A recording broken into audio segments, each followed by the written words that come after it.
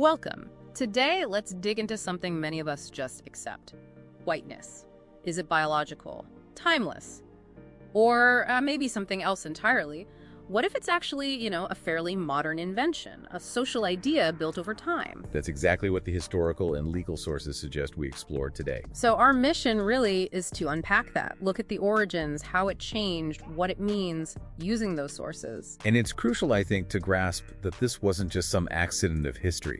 The concept seems deliberately constructed, for specific reasons, political power, economic advantage. Right. Not really about biology at all. That's a big idea, deliberate. So before this concept took hold, what did identity look like in Europe, for instance? Was there a unified white identity? Well, not really, no. The sources are pretty clear on this. Before the modern era, people identified more with their religion or their nationality, their family lineage.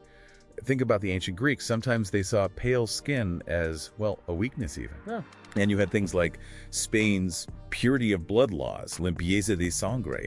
That was about lineage and status, sure, but it wasn't quite the same as a broad white racial category. So something shifted, especially with exploration and maybe the Enlightenment. Exactly. You have this clash, right? European powers expanding globally, encountering all sorts of different peoples, and at the same time, developing ideas about universal human rights. It created a kind of tension, a paradox. How could you justify, say, brutal colonial practices and slavery if everyone has rights? Precisely. They needed a new justification, something that seemed fixed, immutable. And that's where this idea of race, specifically whiteness, starts to come in. Okay, so let's pinpoint this. The sources really zero in on colonial America, particularly Virginia, mid-17th century. This seems to be the laboratory. It does, because initially the lines were blurrier. You had European indentured servants working alongside enslaved Africans, legally not that different in some ways at the very start. The giddy multitude, right? That term historians use. This mix of poor workers, black and white. Yes, and they could unite. They shared grievances against the wealthy planter class. This was a genuine threat to the elite. Bacon's Rebellion in 1676 being the prime example. Absolutely. It showed the potential power of that cross-racial alliance. Yeah. And the planters realized, we need to break this up. So how did they do it? What was the strategy? It seems quite calculated looking back. They started creating legal and social distinctions. They gave poor Europeans privileges based on being white. Tangible things, slightly better treatment, more rights than enslaved Africans, but also psychological benefits. A sense of status, however small. The whiteness premium, as some scholars call it. Exactly. It was about buying loyalty, dividing the working class along these newly hardened racial lines, make them identify with the planters based on race, not with fellow laborers based on class. And the law followed suit, or maybe led the way? Oh, it was crucial. The Virginia slave codes developed from the 1660s up to about 1705. They systematically stripped rights from Africans and cemented the link between whiteness and freedom. Like the rule that a child's status followed the mother. Yes, ensuring slavery was hereditary, and ruling that converting to Christianity didn't grant freedom anymore. These laws built the container, you could say. And then even at the federal level, the Naturalization Act of 1790. A huge one. Restricted citizenship to free white persons. It was essentially declared legally that America was fundamentally a white nation from early on. But who was white? Was that always clear? You mentioned the definition could shift. That's where it gets really fascinating and frankly quite revealing. Look at the Supreme Court cases like Ozawa in 1922 and Thind just a year later in 1923. Right, Takao Ozawa was Japanese, argued he was culturally American, assimilated, but the court said no. Based on science and common knowledge, he wasn't Caucasian. But then Bhagat Singh Thind, an Indian man, was considered Caucasian by the anthropologists of the day.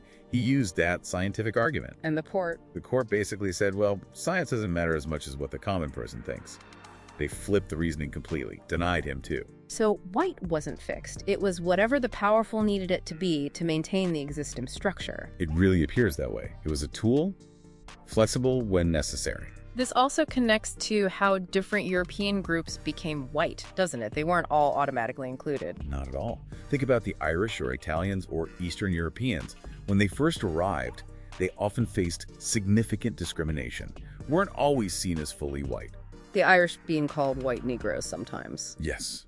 And part of how they gained acceptance, according to some analyses, was by differentiating themselves from Black Americans, by participating in the racial hierarchy, joining unions that excluded Black workers, engaging in anti-Black racism, earning the wages of whiteness, as David Roediger termed it. So it was an active process. Assimilation meant aligning with the dominant racial structure. For many groups, yes. Italian Americans, too, were often seen as in between, particularly Southern Italians.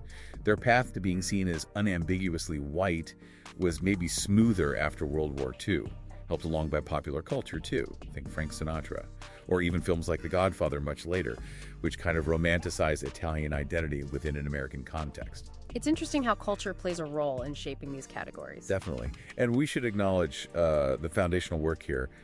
Black intellectuals were often the first to really analyze whiteness because they had to understand it for survival. James Weldon Johnson, W.E.B. Du Bois. Du Bois' concept of the psychological wage for white workers is key.